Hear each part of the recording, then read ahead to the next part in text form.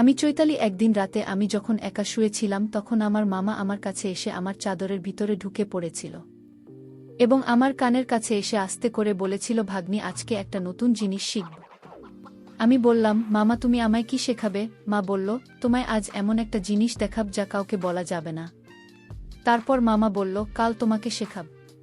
তারপর দিন পর পুলিশকে দিয়ে আমার সঙ্গে রোজ রাতে আমার নিজের মামা আলগা পুরুষ মানুষদের আমার ঘরের ভিতরে নিয়ে আসত এবং সারা রাত আমার মামা 2-3 জন পর পুরুষ মিলে আমার সঙ্গে সারা রাত। আমার সঙ্গে কি করেছিল বন্ধুরা, তোমরা জানলে ঠিক থাকতে পারবে না। আসলে আমি গ্রামের একজন গরিব ও অশিক্ষিত মেয়ে ছিলাম। বাবা মারা যাওয়ার পরে 2 বছর ধরে আমার মামাই আমাদের সংসার চালিয়ে দিচ্ছিল। না হলে তো আমরা মা ও মেয়ে না খেয়ে মারা যেতাম। তাই আমাকে খুব ভালোবাসতাম, খুব বিশ্বাস করতাম। এদিকে আমার 20 বছর বয়স হয়ে যাওয়া সত্ত্বেও আমার মা তো কোনোদিন আমার বিয়ের জন্য কোনো রকম চিন্তাভাবনা করত না। সে শুধু একটাই কথা বলতো, তোর মামা না থাকলে তো আমাদের পেট ভরত কি করে। কিন্তু আমার বিয়ে দেওয়ার ব্যাপারে একবারও চেষ্টা করত না বা কোনোরকম কোনো কথাই বলতো না। আমার মামা যখন 2 বছর ধরে আমাদের সংসার চালিয়ে দেয়, তারপরে একদিন মামা হঠাৎ করে আমাদের বাড়িতে এসে আমাকে বলল, আমার জন্য নাকি একটা অনেক বড় খুশির খবর আছে। মামা নাকি দিল্লি শহরে আমার জন্য একটা চাকরির ব্যবস্থা করেছে। মামার কথা শুনে তো আমার মা ভীষণ খুশি হয়েছিল, কিন্তু আমি নিজে অনেক বেশি ভয় পেয়েছিলাম। কারণ আমি অনেক গরিব ও অশিক্ষিত মেয়ে ছিলাম এবং জীবনে কোনোদিন শহরে যাইনি। তাই শহরের পরিবেশটা যে কেমন সেটার ব্যাপারে কিন্তু আমার কোনো ধারণাই ছিল না।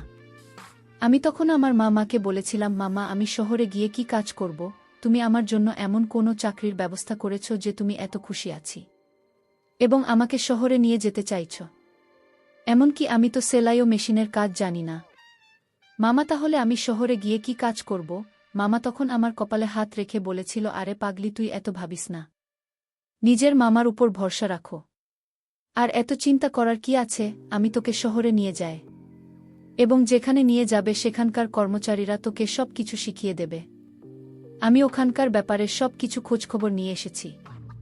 এমনকি কিছুদিন আগে আমি নিজে গিয়ে সেখানকার পরিবেশ দেখে এসেছি এবং সেখানে গিয়ে কিছুদিনের মধ্যে সেখানকার সব কাজকর্ম শিখে যাবে এবং অনেক টাকা মাইনে পাবে। তাহলে তোর মায়ের উত্তর কোনো অসুবিধে বা টাকার জন্য কোনো কষ্ট হবে না এবং তোর জীবনটাও পাল্টে যাবে। অনেক টাকা পয়সা জমিয়ে 1 বছরের মধ্যে তোর বিয়েটাও আমরা দিতে পারব। এমনিতেই তো তোর বয়স 24 বছর হয়ে গেছে এবং বিয়ে দেওয়ার মতো ক্ষমতা তো আমাদের নেই। তাই তুই যখন সেখানে চাকরি করবি সেই চাকরির টাকা জমিয়ে তোর বিয়ে আমিও তোর মা মিলে দিতে পারব। আমার কথা শুনে আমার মা ও তখন আমাকে শহরে পাঠাতে রাজি হয়েছিল এবং মা যখন আমাকে শহরে পাঠাতে রাজি হয়েছিল তখন আমার ইচ্ছে না থাকা সত্ত্বেও কিন্তু আমি আমার মামার সঙ্গে শহরে যেতে রাজি হয়েছিলাম। যেহেতু আমার মা চেয়েছিল আমি যাতে শহরে যাই, আসলে আমার বাবা মারা যাওয়ার পর থেকে। কিন্তু আমার মামা আমাদের বাড়িতে থাক। কিন্তু কোনো দিন স্বপ্নেও ভাবতে পারেনি যে আমার মামা আমার সঙ্গে এইরকম বিশ্বাসঘাতকতা করবে। বাবা মারা যাওয়ার পরে আমি তোমাকে বাবার মতো করে মনে করতাম, কিন্তু স্বপ্নেও ভাবতে পারেনি যাকে আমি বাবা মনে করব সে আমার সঙ্গে এরকম করবে।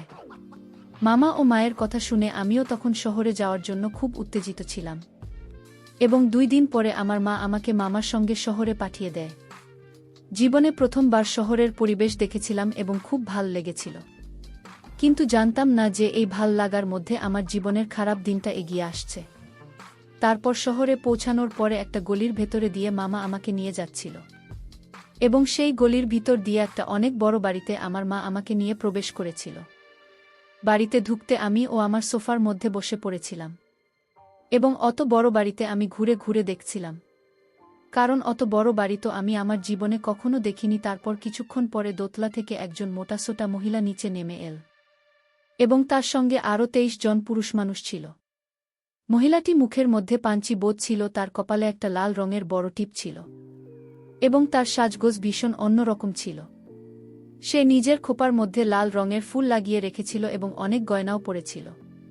ওনাকে দেখার পরে আমি বুঝতে পেরেছিলাম যে উনি হয়তো এত বড় বাড়ির মালকিন।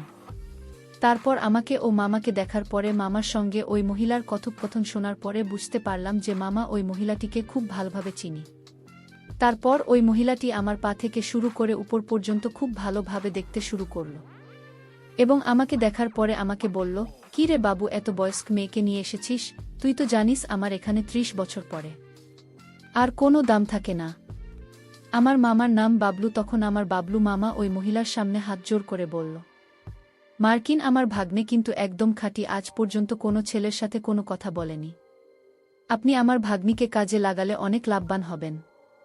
ওই সময় আমার মামা ওই মহিলার মাঝে কথাগুলো শুনে আমি বুঝতে পেরেছিলাম যে আমার সঙ্গে অনেক বড় অন্যায় হতে যাচ্ছিল।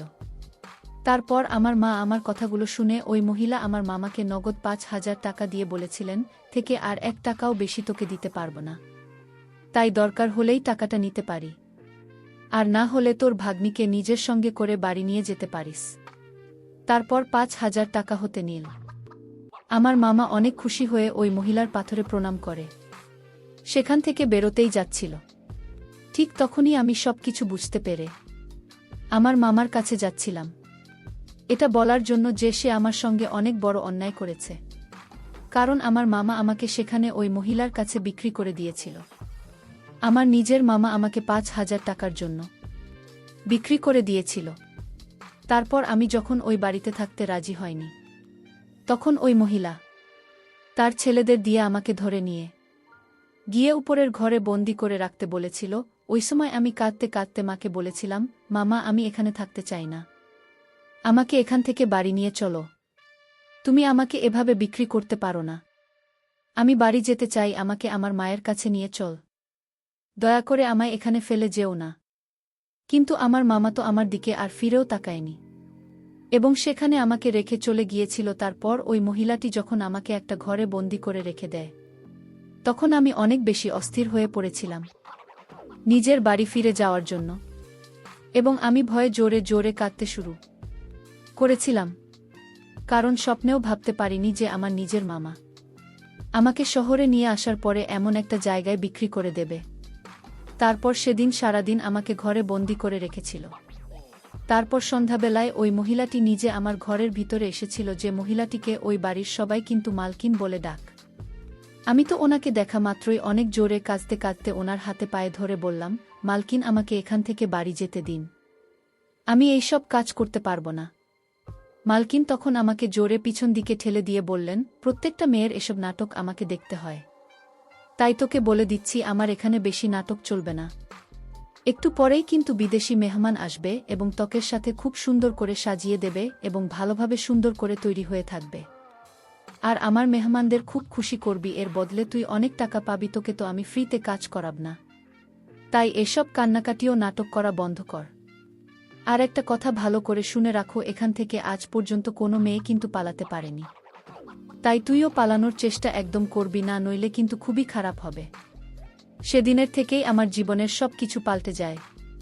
আমি যেটা কোনোদিন স্বপ্নেও ভাবিনি সেটাই আমার সঙ্গে হয়েছিল।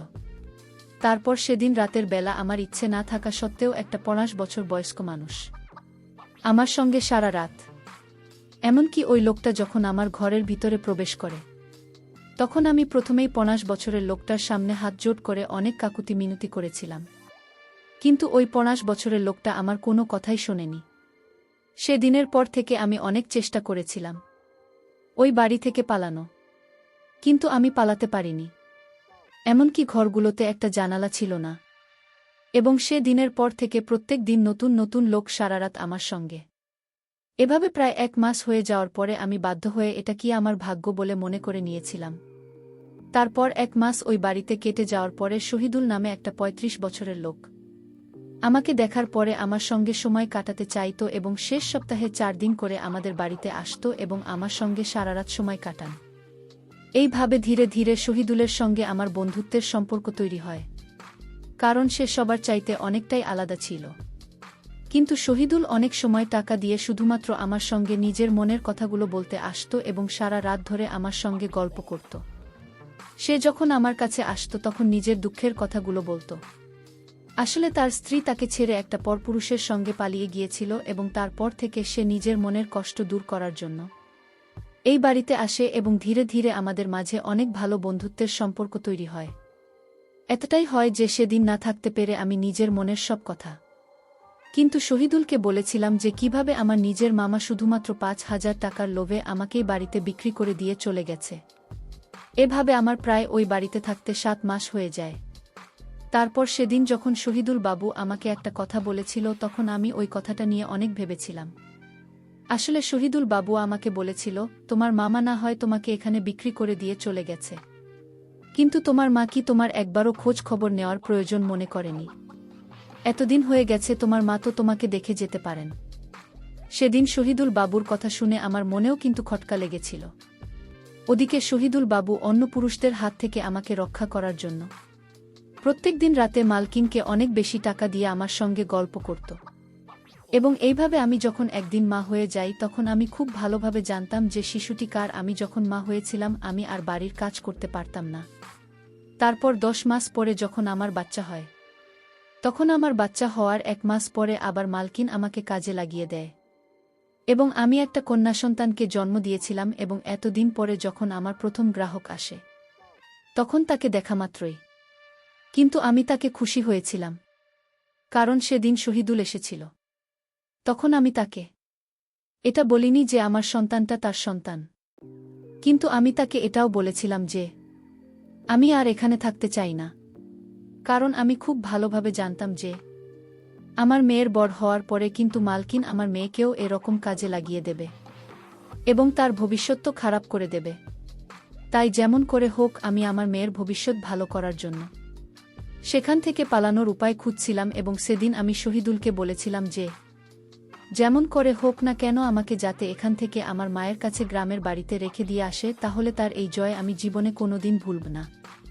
আমার সব কথা শোনার পর শহীদুল ও আমার সাহায্য করতে রাজি হয়েছে।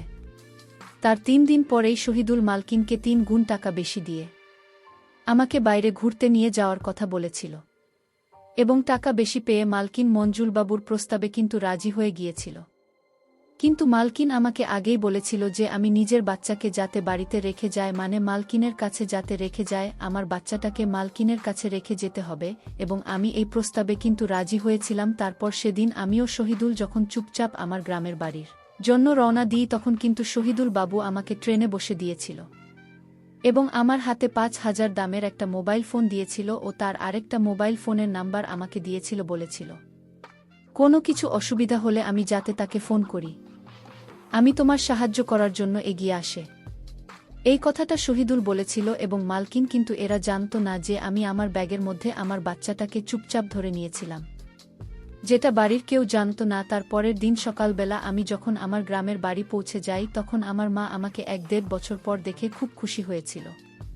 কিন্তু সেদিন রাতে আমার মায়ের আসল চেহারা দেখে তো আমার মনে হলো আকাশটা আমার মাথায় ভেঙে পড়ল। যখন আমার নিজের মা আমাকে ঘরের ভিতরে ডেকে আস্তে করে সব কিছু বলেছিল যে আমি বাড়ি থেকে আমার বাচ্চা মেয়েটাকে নিয়ে পালিয়ে চলে এসেছি, তখন আমার মামা বাড়ির মালকিনকে ফোন করে সব কিছু বলেছিলেন। আমি যখন আমার মায়ের সত্যিটা জানতে পেরেছিলাম তখন আমিও লুকিয়ে শহীদুলকে ফোন করে সব কিছু সত্যি কথা বলে দিয়েছিলাম। এবং আমি তো স্বপ্নেও ভাবতে পারিনি যে আমার মতো একজন মহিলার সাহায্য করতে শহীদুলের মতো একটা ভদ্রলোক এগিয়ে আসবেন। তারপর সেদিন রাতে ওই বাড়ির মালকিন তার 23 জন চাওলাকে নিয়ে এসেছিল, আর এদিকে শহীদুল পুলিশ নিয়ে হাজির হয়েছিল। তারপর আমি আমার সমস্ত কথা পুলিশকে খুলে বলি।